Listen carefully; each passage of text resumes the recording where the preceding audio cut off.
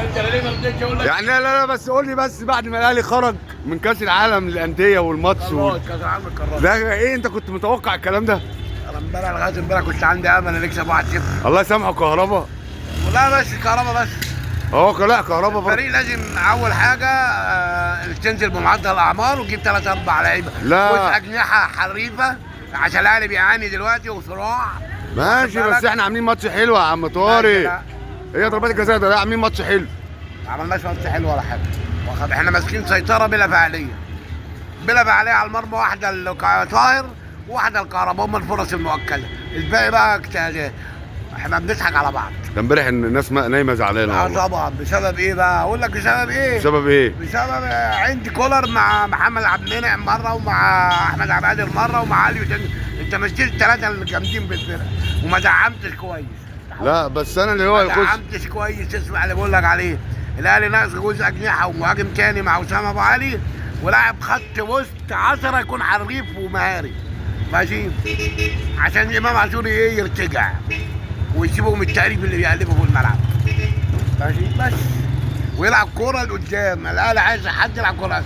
اكرم ومروان مركز 1-6، ما ينفعش واحد فيهم 8 وواحد 6. الاثنين 6، ما ينفعش نلعب بالاثنين في ماتش واحد.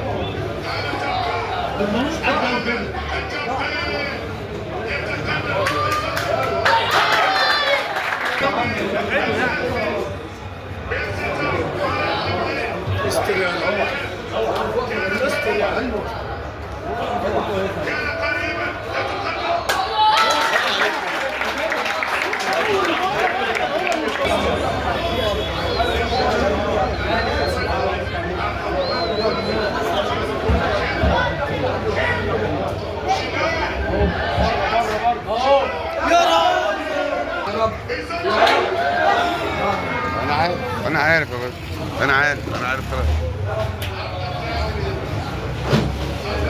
بص بقى